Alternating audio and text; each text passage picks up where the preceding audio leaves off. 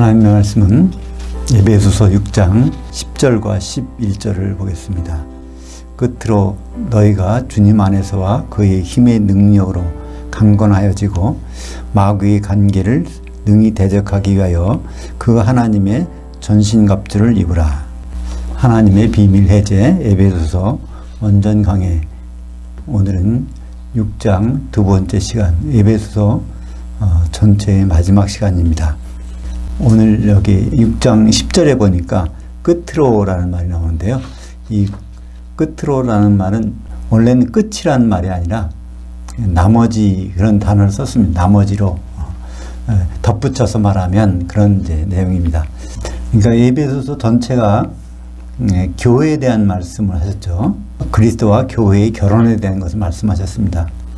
그러면 마지막으로 여기에 대해서 부연되는 것은 그러면 그 결혼을 반대하는 것이 무엇인가, 이 내용이 나와야 되지 않겠습니까?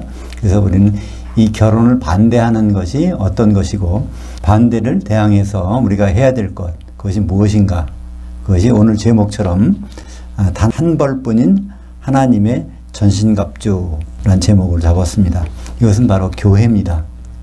하나님의 전신갑주라는 말이 나오는데, 그래서 우리는 일반적으로 많이 오해들 하죠. 우리가 믿음에서 승리를 하기 위해서는 전신갑주를 입어야 되겠다. 그래서 개인적으로 내가 의의 힘을 붙이고 구원의 투구를 쓰고 믿음의 방패를 들고 성령의 검을 들고 평안의 복음의 신발을 신고 이걸 다 하려고 그러는데요. 이걸 할 수 있는 사람은 없어요.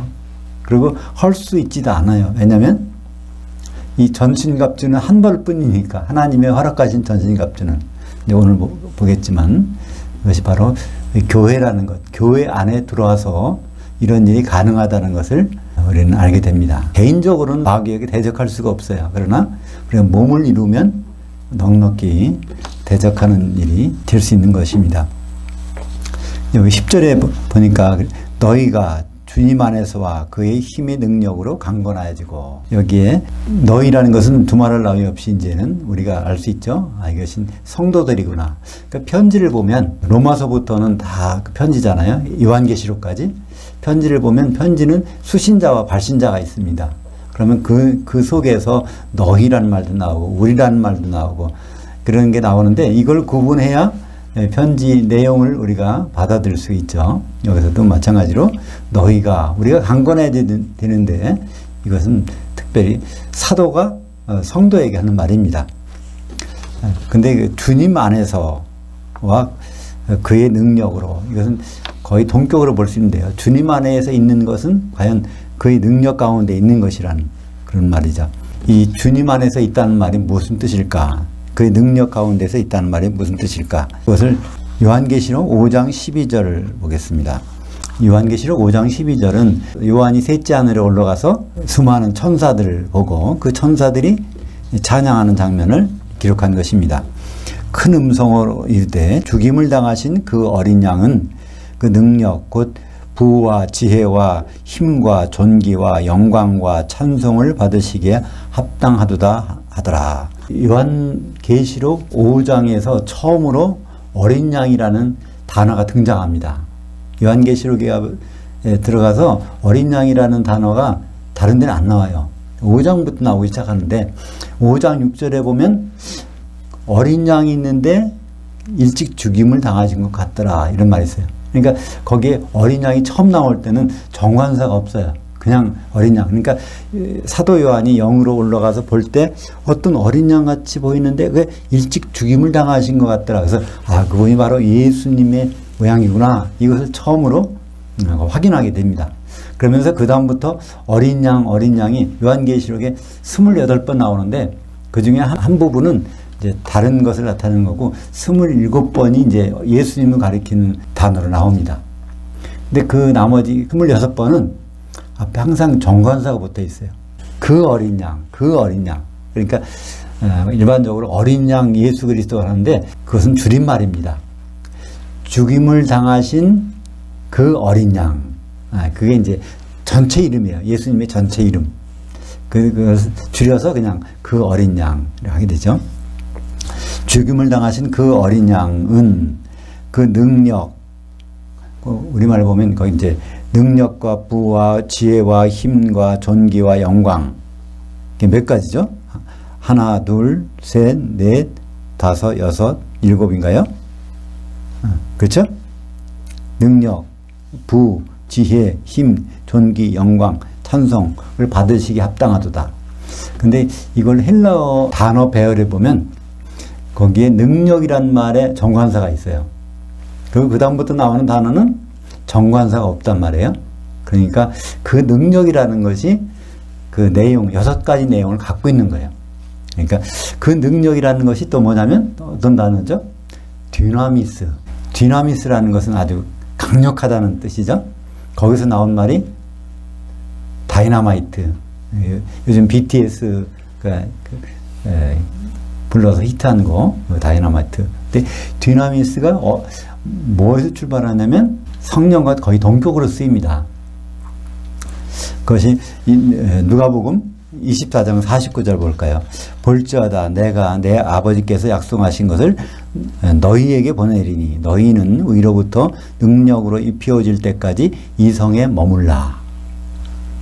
그러니까 예수님은 이 땅에 오셔서 33년 반 동안 사역을 하시다가 이제 죽으시죠.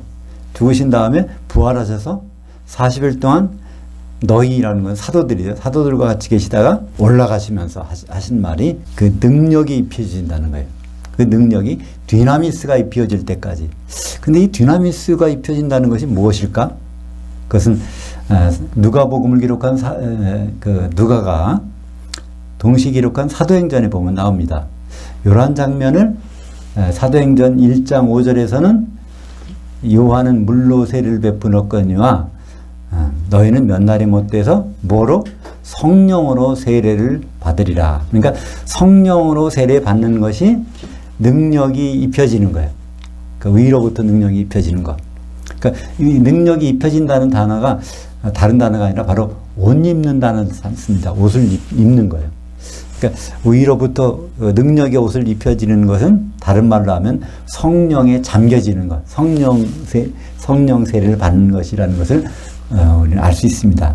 그리고 구체적으로 말씀하신 것이 사도행전 1장 8절 오직 성령이 너희에게 임하시면 너희가 권능을 받고 예루살렘과 온 유대와 사마리아와 땅끝까지 해서 내 증인들이 되리라. 성령이 임하게 되면 나타나는 것이 그 디나미스란 능력이 나타나서 그걸 통해서 예수님이 증인 역할을 하도록 그렇게 사도들에게 해주시겠다는 것이고 사도들의 우리가 그 말씀을 들으면 그걸 듣는 사람들이 또한 마찬가지로 성령 세례를 받게 되니까 그 디나미스로 우리가 강건해질 수 있다는 것입니다. 그렇죠? 그래서 이 디나미스, 성령을 통해서 나타나는 이 디나미스의 내용이 구체적으로 나온 것이 요한계시록 5장 12절에 그런 내용이라는 것이죠. 다시 한번 볼까요? 그래서 그 능력, 곧 부와 지혜와 힘과 존귀와 영광과 찬송, 이 모든 것이 다 그 능력으로부터 파생된다는 거죠. 그 능력 가운데 그게 나타난다는 것.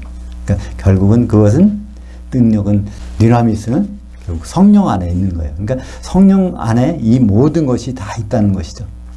그래서 마지막으로 끝으로 성도들은 주님이 주신 이 성령의 옷입힘 능력 가운데서 강건하여져야 뭐에 대적하게 돼요? 마귀의 계계를 대적할 수 있다는 것입니다. 그 목적이 나오죠. 우리가 왜 성령 받아야 되는가? 우리가 능력으로 옷 입혀야 되는가? 그건 11절에 나옵니다. 마귀의 관계를 능히 대적하기 위하여. 우리 기독교는 원수가 있는 종교예요. 그 원수는 마귀입니다. 마귀의 뜻은 디아볼로스라고 해서 디아는 갈라놓다, 볼로스는 쐐기 박다. 이게 다시 합해지 못하도록 그 역할이 이제 디아볼로스인데 그것은 결혼하려고 하는데 결혼을 못하게 하는 거예요. 그것이 이제 마귀니까 그 마귀를 우리가 어떻게 대적해야 되느냐. 여기에 마귀를 능히 대적하기 위하여. 우리말이 대적이라는 뜻은 좀 다르죠. 그 대적한다면 막 맞서 싸우는 거예요. 그죠? 공격하는 거를 포함합니다. 근데 이 성경에서 대적이라는 용어는 공격이라는 부분이 빠져요. 대적이라는 단어는 히스테미 프로스,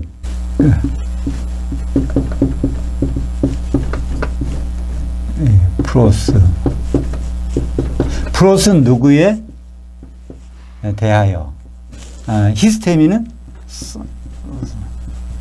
서 있는다는 얘기입니다. 그러니까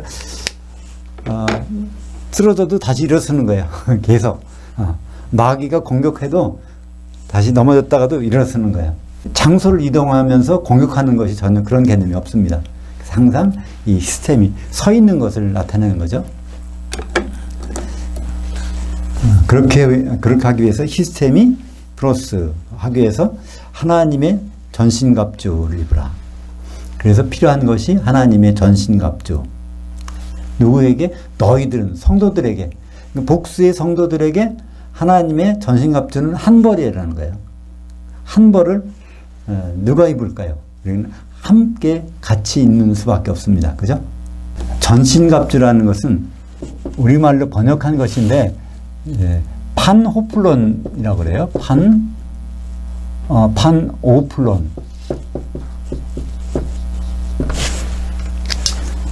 이건 두 가지가 이제 합해진 겁니다. 판오플론이라는 것은 파스, 호플론. 두 단어 합해서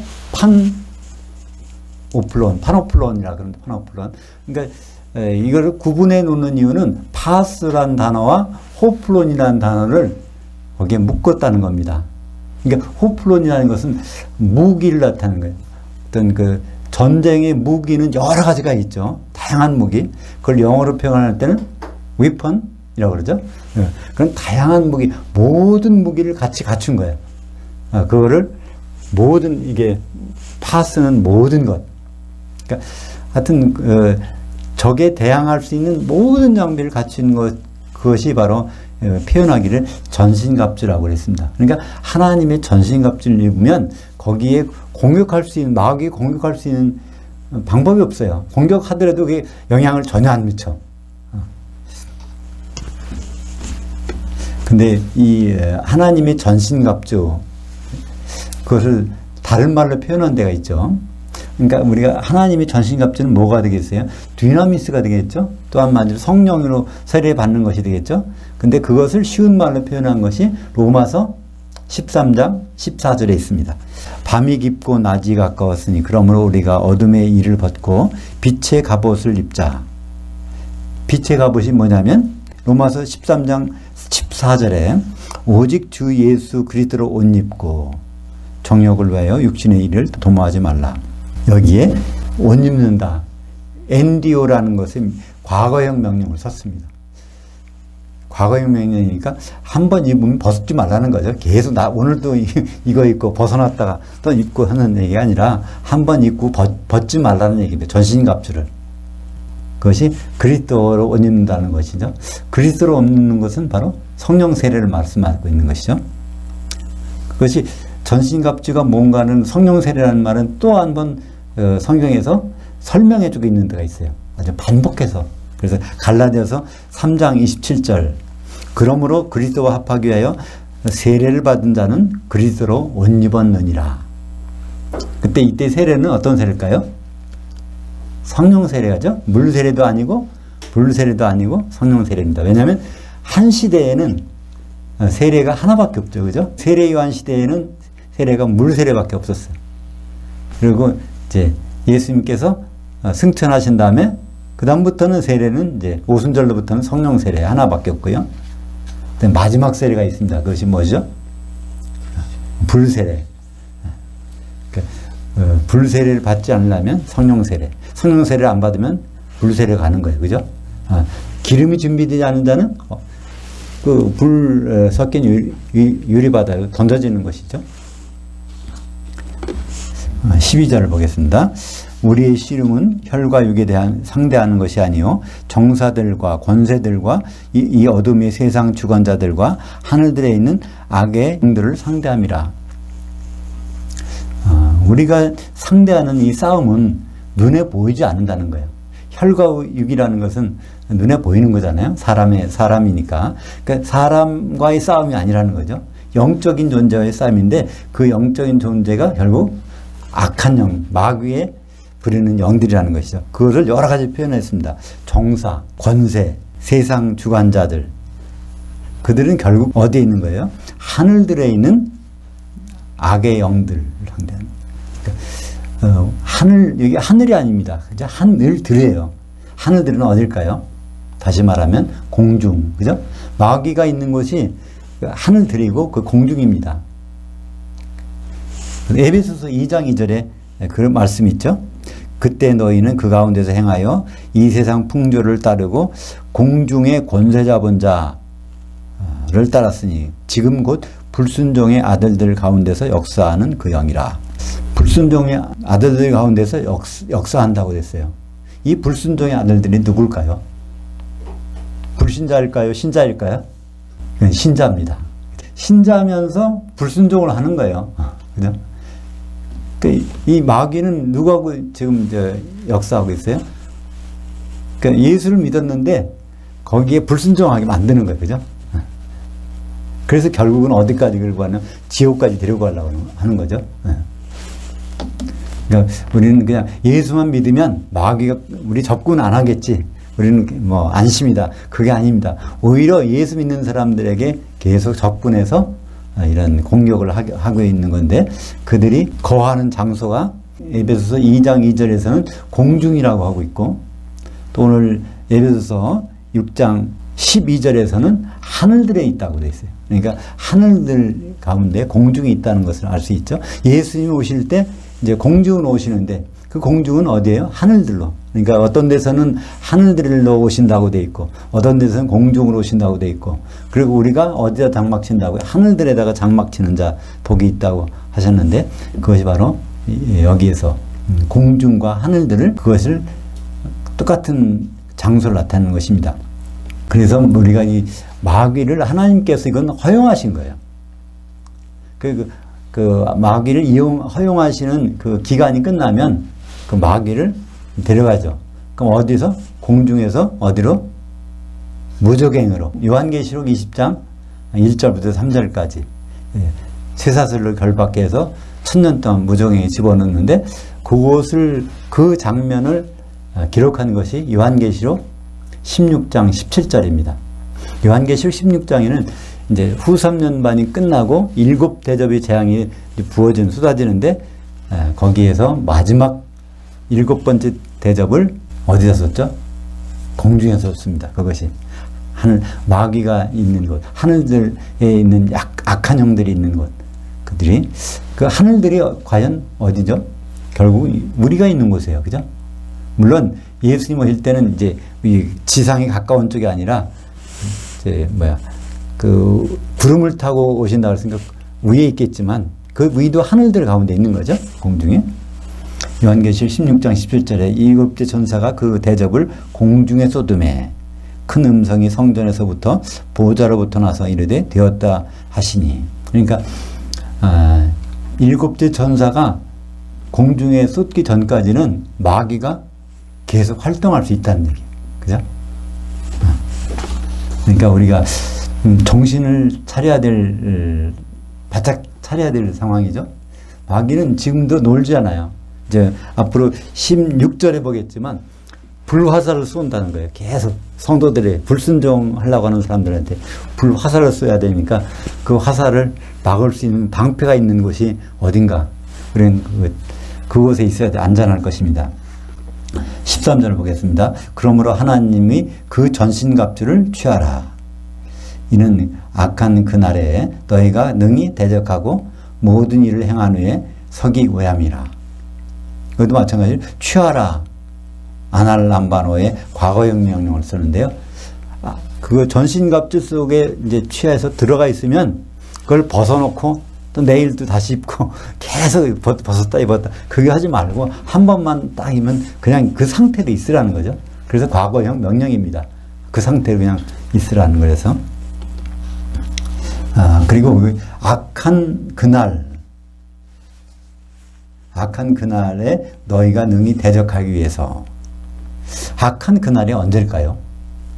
그것은 마귀가 활동하는 날은 언제든지 악한 그날입니다. 그러니까 마귀가 활동하는 것은 띄엄띄엄 어쩌다가 활동하는 날이 아니에요. 그죠? 항상 활동할 테니까 우리는 거의 날마다가 어떻게 보면 악한 날이라고 볼 수 있습니다. 왜냐하면 마귀가 활동한 날이니까. 근데 그날에 대적하기 위해서는 우리는 항상 하나님의 전신갑주를 입고 있어야 된다는 거죠. 베드로전서 5장 8절에 보면 마귀가 어떻게 활동하는지를 우리에게 보여주고 있습니다. 근신하라 깨어라 너희 대적 마귀가 우는 사자와 같이 두루다니며 삼킬 자를 찾나니 너희는 그 믿음을 굳건하게 하여 그를 대적하라. 이는 세상에 있는 너희 형제들도 동일한 고난을 당하는 줄 알미라. 그러니까 마귀가 너희를 공격한다는 거예요. 이때 베드로전서도 너희는 성도들입니다. 그죠? 성도들을 공격하기 위해서 우는 사자처럼 삼킬 자를 찾는 마귀의 속성을 우리에게 설명해 주고 있습니다.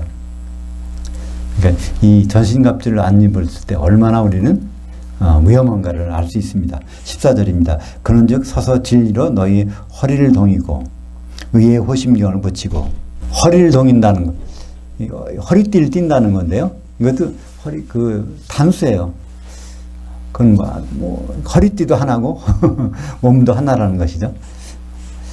네, 진리로 또 의의 호심경이라는 건 심장을 보호하는 거니까 이제 여기 심장 있는 곳에 거기에 의로, 그러니까 진리와 의로 그거를 싸우고 있어야 된다는 겁니다. 그러니까 전신갑주라는 것은 결국 진리가 가득하고 의가 가득한 것을 알 수 있죠. 진리와 의는 누굽니까? 바로 예수님 아닙니까? 요한복음 14장 6절에 예수께서 이르시되 내가 곧 진리요 생명이니 나로 말미암지 않고는 아버지께로 올 자가 없느니라. 예수님은 그래서 진리세요. 아버지께로 가는 길은 한 길밖에 없어요. 다른 종교가 있다고 하는데 그건 있을 수가 없죠. 예수님 밖에는. 그러니까 유대교를 믿는 유대인들이 사실 잘못된 거는 예수님을 인정하지 않거든요.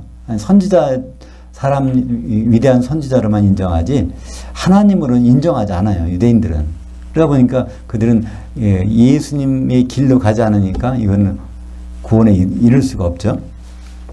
고린도전서 3장 1장 30절에 보면 너희는 하나님으로부터 나서 예수 그리스도 안에 있고 예수는 하나님으로부터 나와서 우리에게 지혜와 의로움과 거룩함과 구원함이 되셨으니.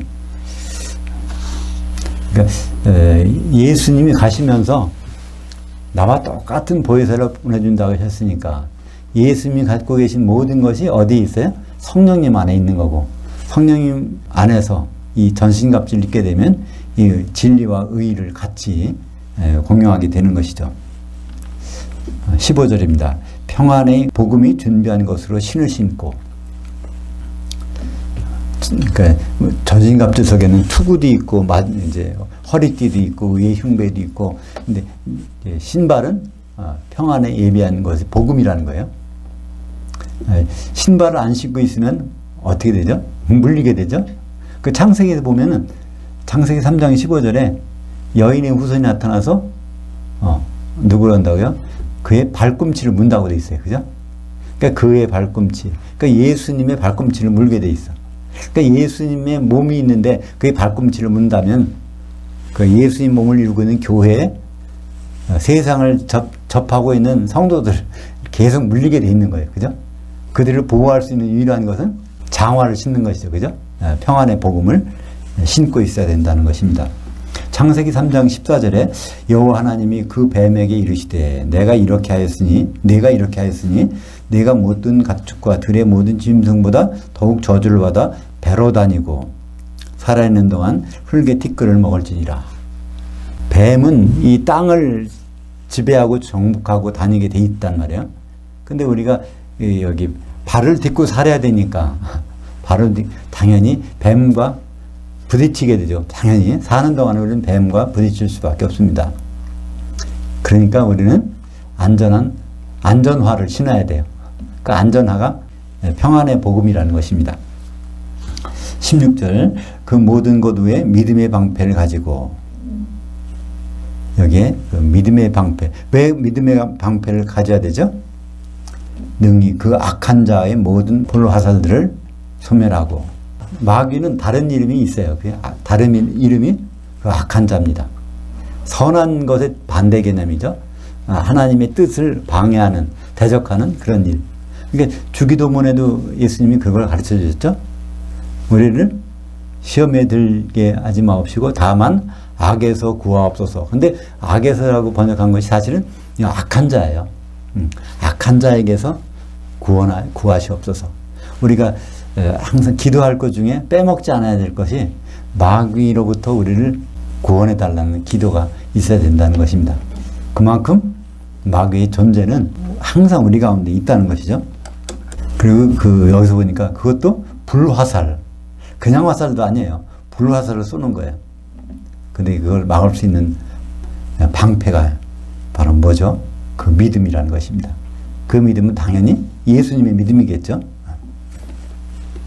히브리서 12장 2절. 믿음의 창시자요 믿음의 종결자이신 예수를 바라보자. 그는 그 앞에 있는 기쁨을 위하여 십자가를 참으사 부끄러움을 개의치 아니하시더니 하나님 보좌 우편에 앉으셨느니라.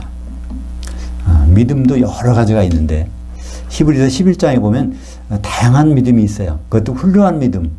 아벨의 믿음부터 시작해서 이제 노아의 믿음, 에녹의 믿음, 아브라함 믿음 이런 여러 가지가 있지만 그 믿음들은 결국 어떤 믿음이죠? 인간의 믿음이고 그 믿음은 기초석에 있는 성을 바라보고 그것에 들어가는 믿음이에요. 그죠? 새 예루살렘이 누가 좀 져줬으면 그럼 우리가 거기 들어갈 텐데 바로 그 믿음이라는 거예요. 그것은 바로 구약 성도들의 믿음입니다. 우리의 믿음은 예수님의 믿음이에요. 예수님의 믿음은 어떤 믿음일까요? 그 자신의 피로 어린 양의 아내를 마련한 믿음이에요. 어린 양의 아내는 요한계시를 보면 새 예루살렘. 그 새 예루살렘은 기초석이 있었어요. 그죠? 12 기초석이 있는데 그 위에 세워진 거예요. 기초석 위에 세워진 건 교회 아닙니까? 그러니까 그 구약 성도들의 믿음과 신약 성도들의 믿음은 근본적인 차이가 있습니다. 우리가 가져야 되는 것은 바로 예수님의 믿음입니다. 예수님의 믿음이 어떻게 나타났을까요? 십자가를 지시는 믿음. 십자가를 맺었어요? 그 너머에 있는 기쁨, 여성 명사를 썼으니까 그 아내와 결혼하는 것을 바라보고 그래서 십자가를 지셨다는 거예요. 그러니까 우리도 가질 궁극적인 믿음은 예수님과 똑같이 맞아? 결혼을 위한 믿음이에요. 예수님이 이뤄놓으신 결혼에 완성시키는 그런 믿음. 그 믿음이 바로 마귀의 불화살을 막을 수 있는 방패 역할을 해준다는 것입니다. 17절입니다. 구원의 투구와 성령의 검, 곧 하나님의 말씀을 가지라. 우리가 참 우리 몸에서 제일 중요한 부분은 다 중요하지만 우리가 머리를 다친다면 참 위험합니다. 그죠? 머리를 보호해주는 거, 우리 생각을 보존해주는 거, 그것은 구원밖에 없습니다. 근데 구원은 영의 구원은 믿음의 시작입니다. 그죠? 그래서 구원의 결국은 혼의 구원을 받는 거죠. 베드로전서 1장 9절에 있는 것처럼 믿음의 결국 혼의 구원을 받음이라. 거기 우리말 번역은 그냥 영혼의 구원을 받음이라 그래서 영과 혼을 같이 붙여놨는데 그렇잖아요. 그죠? 영의 구원은 믿음의 시작이고 혼의 구원은 이제 믿음의 완성입니다. 혼의 구원이라는 건 혼이 하나가 되는 거예요. 예수님의 혼으로 통일되는 거고 그게 통일된다면 예수님 머리시니까 그의 몸이 되는 거죠. 우리가 예수님 몸이 돼서 예수님과 똑같은 성분이 돼서 그분과 결혼할 수 있는 자격을 갖고 바로 예수님과 더불어 결혼하는 그것이 바로 혼의 구원입니다. 오늘 6장 17절에 보면 구원의 투구와 성령의 검 곧 하나님의 말씀을 가지라. 여기에 이제 성령의 검을 가져야 되는데 성령의 검은 곧 하나님의 말씀이라는 거예요. 여기의 말씀은 로고스가 아니라 레마입니다. 로고스와 레마는 다른데 전혀 다른데 우리말은 번역은 똑같이 말씀을 해놨어요. 그러니까 같은 말씀이니까 구분이 안 되는 것이죠. 말씀. 이것이 로고스일 때, 레마일 때. 예, 로고스는 하나님의 논리입니다. 하나님의 계획이에요. 레마는 즉각적으로 나오는 말씀이죠. 그러니까 로고스가 있어야 레마가 나옵니다. 근데 로고스가 그냥 있는데 레마가 안 되면 우리에게 아무 적용이 안 돼요. 그러니까 예를 들어서 레마가 나오는 가장 유명한 말씀이 뭘까요? 누가복음 5장에 보면 베드로가 예수님의 제자였다가 거기서 나와서 혼자가 고기를 잡고 있었어요. 근데 고기를 잡았는데 밤새 한 마리도 못 잡았어. 근데 예수님 오시더니 바로 그 배에 태가지고 막 설교를 하신단 말이에요. 근데 깊은 곳에 가서 그물을 던지라. 그런 말씀하세요. 그때 이제 베드로가 하는 말이 밤새 잡아도 한 마리도 잡지 못했지만은 말씀에 의지해서 내가 그물을 내리겠나이다. 이런 거예요. 그 말씀이 로고스일까요? 레마일까요? 레마입니다. 그러니까 레마는 바로 그 순간에 그 능력이 흘러나오게 되는 말씀이에요. 그죠? 근데 그 말씀은 어디서? 근본은 로고스에 시작되는 거예요. 그죠? 그러니까 우리가 로고스를 가지고 있어야 순간순간 성령께서 그 레마로 그걸 검으로 만들어 주시는 거죠. 그죠? 그래서 로고스와 레마는 다른 말이지만 아주 밀접한 관계에 있습니다. 여기에 바로 마귀가 그런 마귀를 대적하려고 할 때 그 순간에 바로 레마를 나오게 하는 분은 바로 성령님이십니다. 요한복음 16장 33절 이것을 너에게 이르는 것은 내 안에서 평안을 누리게 하려는 것이라. 세상에서 너희가 환난을 당하나 담대하라. 내가 세상을 이겨노라. 항상 이런 싸움이 있다는 거예요. 이 싸움이 없으면 이것이 이상한 것이죠. 예수님이 하신 말씀이 환난을 분명히 당하게 돼 있는데 이게 안 당한다. 그러면 예수님이 말씀하신 것과 현실이 다르게 되는 겁니다. 그러니까 환난은 항상 있게 돼 있어요. 근데 그 환난을 통과할 수 있는 방법이 하나님의 전신갑주를 입는 것이고, 전신갑주는 바로 성령의 세례 가운데 있는 것이죠. 18절 보겠습니다. 이 모든 기도와 간구를 하되 항상 영으로 기도하고 이를 위해서 깨어 구하기를 항상 힘쓰며 모든 성도들을 위해서 구하라. 여기 그래서 모든 기도와 간구, 이제 기도와 간구는 비슷한 말이지만 좀 차이는 있어요. 기도라는 것은 프로스유케라는 단어를 씁니다. 프로스유케는 아주 폭넓게 쓰이는 거예요. 프로스란 말은 여기 나온 대로 누구에 대하여, 누구를 향하여. 유케는 바라는 거예요. 그러니까 누구를, 하나님을 향하여 바라는 것. 그러니까 모든 일에 하나님을 바라는 거예요. 하나님을 의지하는 것. 그 자체가 기도입니다. 우리 삶이 하나님을 의지하는 거라면 그거는 기도하는 삶이에요. 근데 하나님이 이건 모르실 것 같은데, 이거는 안 내릴 것 같은데, 근데 다른 방법에 의존하면은 이거는 기도와 반대되는 것이죠. 그래서 기도는 꼭 언어로 표현하는 것만 기도가 아니라 우리가 하나님 의지하는 모든 상황들이 다 기도인 것입니다. 네, 간구라는 말이 있어요. 데시스라고. 간구라는 것은 우리말로 뭐로 할까요? 청혼하는 거, 호소하는 거.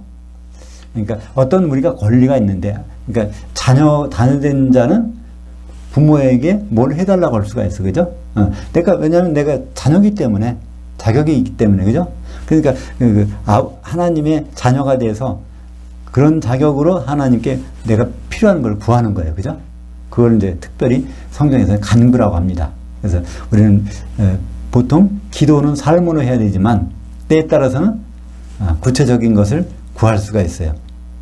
그때 구할 때는 항상 영으로 하라고 그랬어요. 여기 우리말 번역에는 성령으로 한다고 되어 있는데 번역이 적절한 번역이 아니에요. 성령이라는 단어가 아니라 영으로 하라고 되어 있어요. 영으로. 영으로 한다는 것은 무슨 말일까요? 고린도전서 14장 15절을 보면 그러면 어떻게 할까? 내가 영으로 기도하고 또 마음으로 기도하면 내가 또 영으로 찬송하고 마음으로 찬송하리라. 우리가 알고 있는 것으로 생각하고 있는 것으로 구하면 그것이 이제 마음으로 구하는 거예요. 그러나 내가 의식적으로 생각하지 않지만 하나님을 의지하면서 구한다고 하면 그것이 바로 영으로 하는 기도죠. 그러니까 내가 현실적으로 어떤 그 실익을 얻기 위해서 그것만을 위해서 구한다면 영으로 하는 기도가 아니겠죠. 근데 영으로 하는 기도라는 것은 바로 하나님이 영이시니까 그분에게 모든 것을 의존하면서 그분에게 맡겨버리는 거죠. 그죠? 그것을 성경에서는 영으로 기도한다고 말씀하고 있습니다. 그런데 이 모든 기도와 간구, 이것은 내게 여기서 모든 성도들을 위해서 하라고 돼 있어요. 모든 성도들. 왜냐하면 모든 성도들은 무슨 말이죠? 하나의 전신갑주를 같이 입고 있는 사람들이니까 전신갑주 속에 들어있는 사람들이 서로 같은 뜻을 가지고 또 서로가 그 문제가 없어야 되고 흠이 없어야 되니까 온전한 옷을 제대로 입기 위해서 는 우리가 서로와 기도와 간구를 해야 된다는 것입니다. 19절 보겠습니다. 또 나를 위하여 구할 것은, 지금 이제 성도들 위해서 이렇게 기도하라고 해놓고 전신갑주를 입도록 해놓고 이제 마지막으로 이제 사도 바울은 사도를 위해서 기도해 달라고 해요. 그죠? 누구에게? 성도들에게. 성도가 사도를 위해서 기도하는 것이 있어. 한번 볼까요? 또 나를 위하여 구할 것은 내게 말씀을 주사. 이것은 로고스입니다. 말씀을 주사. 또 나로 사도로 하여금 입을 열어 그 복음의 그 비밀을 담대히 알리게 하옵소서 할 것이니. 그 사도가 하는 일은 분명해요. 사도가 하는 일은 그 복음의 그 비밀입니다. 요약하면 그 복음의 그 비밀은 우리가 이제 에베소서를 통해서 알게 돼 있죠. 예수님의 혼인에 관한 것입니다. 그러니까 복음을 아주 다 추려내고 알맹이를 딱 먹자면 예수님의 결혼, 그건 사도가 중매쟁이니까 중매 역할을 하는 것이고 성도들은 결혼의 당사자로서 신부로 준비되는 것입니다. 그러니까 사도 바울이 왜 이 부탁을 할까요? 나를 위해서 기도 좀 해달라고. 그 얘기는 우리가 사도를 위해서 기도하는 동안에 사도의 말은 어떤 것인가 의미를 알게 되잖아요. 사도에 대해서 관심을 갖게 되니까. 아, 그럼 사도가 우리 중매쟁이지, 결혼해서. 그럼 우리는 더욱더 그 기도할 때마다 우리가 사도의 말을 잘 들어야 되겠구나. 그런 생각을 우리가 하게 되는 것입니다. 20절입니다. 이 일을 위하여 내가 쇠사슬에 매인 사신이 된 것은 나로 이 일에 당연히 할 말을 담대히 하게 하려 하심이라. 내가 이 일은 그 복음의 비밀을 말하는 일이에요. 사도는 사실은 쇠사슬에 매여서 로마 감옥에 있어가지고 이걸 쓰고 있어요. 근데 사실 이 일 때문에 드디어 복음의 비밀이, 가장 큰 비밀이 드러나게 됐잖아요. 만약에 로마 감옥에 그 순간에 바울이 없었다면 우리가 이 비밀을 쉽게 알 수 있었을까? 그런 생각이 드는 것입니다. 사도 바울도 아마 그 생각에서 이걸 기록했는지도 몰라요. 내가 쓰다 보니까 어떻게 이게 남자가 부모를 떠나 그 아내 앞에서 한 몸을 이루는 것이 하나님의 큰 비밀을 자기가 글로 기록하면서도 자기도 깜짝 놀라는 것 같아요. 그죠? 그러면서 내가 이 일을 위해서 지금 쇠사슬을 메고 여기 앉아 있다고 생각하는 겁니다. 그죠? 내가 참 하나님을 위해서 열심히 일했는데 왜 나를 감옥에 가두실까? 그게 아니라 내가 이걸 깨닫게 해주시기 위해서 이 자리에서 쇠사슬에 매여 있구나. 이런 고백을 하고 있는 것입니다. 다시 볼까요? 에베소서 5장 31절과 32절. 그러므로 남자가 부모를 떠나 그의 아내가 아파여 그 둘이 한 육체가 될지니 이 비밀이 크도다. 나는 그리스도와 교회에 대하여 말하노라. 제가 이 구절을 처음 깨닫게 될 때는 굉장히 지금도 그렇지만 굉장히 충격적으로 다가왔어요. 성경이 굉장히 복잡한 것 같고 하나님 말씀이 어려운 것 같지만 이걸 보니까 굉장히 간단한 거구나. 결국 우리를 십자가의 피로 우리를 구원하여 주시고 우리를 공중에 불러서서 우리를 만나 주시고 그 모든 것이 과연 이것을 위해 있구나. 예수님과 성도들이 한 몸을 이루어 결혼하는 데 있구나. 그 다음부터 펼쳐지는 새로운 세계. 그것이 성경에서 말하는 우리에게 주는 복음인 것입니다. 그것이 이제 다른 일로 인해서 많이 희석된단 말이에요. 그죠? 그러니까 우리가 구약을 읽으면서 이제 다른 내용이 많이 들여다보니까 우리는 부모한테 열심히 하나님을 잘 섬기고 부모에게 효도하고 또 이제 이 세상 이웃들에게 좋게 해줘야 되나 보다. 선행을 해야 되나 보다.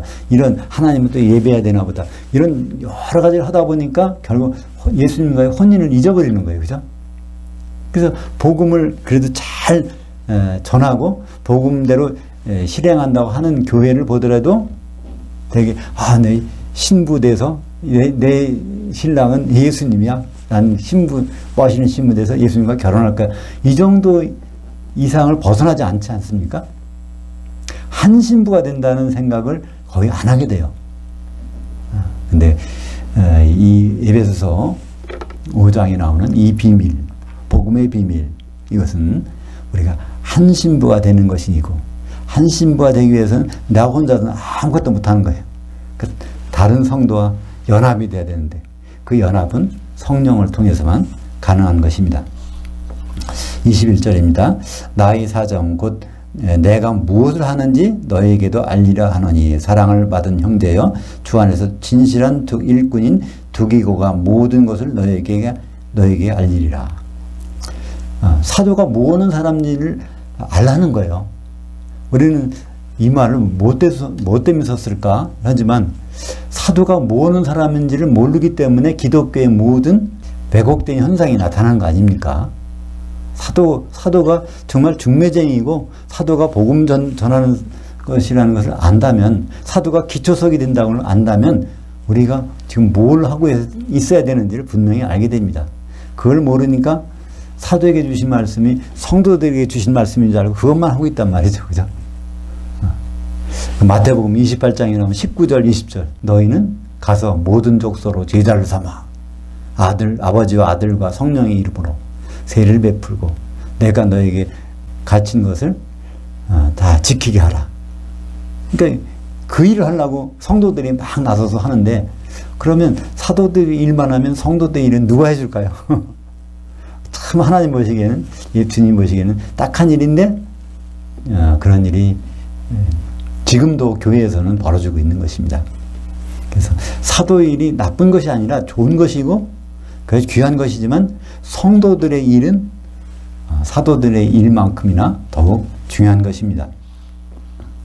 그래서 이것을 두기고라는 사람한테 바울은 써가지고 에베소 교회에 보내는 겁니다. 로마에서 보내는 편지죠. 이 두기고라는 사람을 사도행전 20장 4절에 보면 아시아에 있는 사람이라는 거예요. 그러니까 아시아가 어디죠?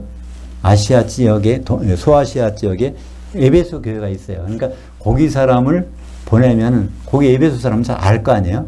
그러니까 친절하게 이제 그 사람을 택해서 이제 에베소 사람들에게 그 내용을, 하나님의 큰 비밀을 알려주려고 하는 것입니다. 22절입니다. 우리 사정을 알리고 또 너희를 마음을 위로하기 위하여 내가 특별히 그를 너희들에게로 보내었느니라. 이것은 그냥 내가 너에게 보냈다는 정도가 아니라 사도인 내가 사도의 사정을 알려서 바로 너희들도 성도들 일을 하게 하는 겁니다. 두 역할이 서로 상호 보완되도록 이 일을 나타내고 있습니다. 디모데후서 4장 10절 데마는 이 세상을 사랑하여 나를 버리고 데살로니가로 갔고 그레스게는 갈라디아로 갔고 디도는 달마디아로 갔고 두기고는 에베소에 보내노라. 그러니까 에베소서는 바울이 로마의 감옥에 1차로 갇혔을 때예요. 그 다음에 거기서 풀려나와서 디도서를 쓰죠. 디모데후서를 씁니다. 디모데 전서를 기록해요. 그 다음에 다시 붙잡혀 들어가서 마지막으로 쓴 것이 디모데후서입니다. 바울의 말년을 볼 수 있어요. 마지막 때 어떻게 됐을까. 참 이걸 보면서 여러 가지 생각을 하게 되지 않습니까? 그 바울의 화려한 여러 가지 그 여정, 경력 그런 것에도 불구하고 지금 다 떠나가는 거예요. 예. 대마는 이 세상을 그냥 떠나간 것도 아니에요. 세상을 사랑해서 떠나간 거예요. 대마가 어떤 사람입니까? 디모데전서에도 그 대마에 대해서 기록했어요. 문안한다고 기록했고 다. 그때까지도 같이 있었어. 첫 번째 감옥 갇혔을 때, 그 석방됐을 때도 같이 활동하였는데 로마에 두 번째 갇히니까 대마는 세상을 사랑하여서 데살로니가로 가버렸고 그런 뜻입니다. 대마만 간 게 아니에요. 그레스게는 갈라디아로 갔고 디도는 달바디아로 갔고, 그러니까 다 아주 쟁쟁하던 사람들인데 다 가버렸다는 거예요. 이것을 어떻게 구분하냐면 그 뒤에 나오는 두기고는 에베소로 보내었느니라. 그러니까 두기고만은 그건 자기가 맡은 일, 그래서 그걸 가지고 에베소로 가지만 다른 사람들은, 동역자들은 다 있었는데 다 떠나갔다는 거예요. 누구만 있어요? 누가만 나와 함께 있느니라. 이것이 아주 현실 세계에서 마귀가 하는 일입니다. 그죠? 마귀가 집요하게 해서 바울에 있는 사람들 다 흐트러 버리는 거예요. 바울과 같이 신앙생활하고 예배 드리는 사람들도 불화살을 쏘아서 거기서 다 쫓아버리는 거죠. 그런 세상에 우리가 있다는 것을 우리에게 말씀해 주고 있습니다. 고린도후서 11장 2절에 내 사정, 내 일이 과연 무슨 일인지를 명확하게 우리에게 보여주고 있습니다. 내가 사도가 하나님의 열심으로 너희 성도들을 위하여 열심을 내노니 내가 사도가 너희 성도들을 정결한 한 처녀로 한 남편인 그리스도께 드리려고 중매했음이로다. 중매는 끝났다는 거예요. 이제는 중매했는데 파혼이냐 결혼이냐 두 가지가 남은 것입니다. 파혼은 기름이 떨어져 버린 다섯 처녀. 그 결혼은 기름을 끝까지 준비한 다섯 처녀. 또 파혼은 한 달런트 받은 묻어놓은 자. 결혼하는 것은 그걸 남긴 자. 파혼은 누가 염소 새끼가 돼버린 양들. 결혼은 양으로 그대로 남아있는 사람들. 이렇게 중매한 결과가 분명히 나타나게 돼 있다는 것입니다. 23절, 24절 보겠습니다. 아버지 하나님과 주 예수 그리스도께로부터 평안과 믿음을 겸한 사랑이 그 형제들에게 있을지어다. 우리 주 예수 그리스도를 변함없이 사랑하는 모든 자들에게 은혜가 있을지어다. 그러니까 여기서 사랑으로 이 편지를 마감합니다. 사랑은 바로 성령을 통해서 나오는 아가페 사랑이니까 그렇죠. 로마서 5장 5절 소망이 우리를 부끄럽게 아니함은 우리에게 주신 성령으로 말미암아 하나님의 아가페 사랑이 우리 마음들에 부은 바 됨이니. 그래서 에베소서를 마치면서 이 사랑을, 아가페 사랑을 에베소 성도들에게 강조하면서 편지를 마칩니다. 그런데 그 결과는 어떻게 될까요? 에베소 교회는 결과가 요한계시록 2장 4절에 나옵니다. 그러나 너를, 에베소 교회를 책망할 것이 있나니 너희 처음 사랑을 버렸느니라. 이것은 그 초대교회 얘기를 하는 것이 아니죠. 요한계시록 2장과 3장에 나오는 그 7개의 교회에 대한 얘기는 그 7개의 교회가 예수님 오시기까지의 그 여정을 설명하는 것입니다. 그죠? 그때까지. 초대교회는, 에베소 교회는 성령이 충만한 교회예요. 사랑이 있는 교회란 말이에요. 근데 그런 교회도 시간이 지나면 아가페 사랑이 흔적을 찾아볼 수 없게 된다는 거예요.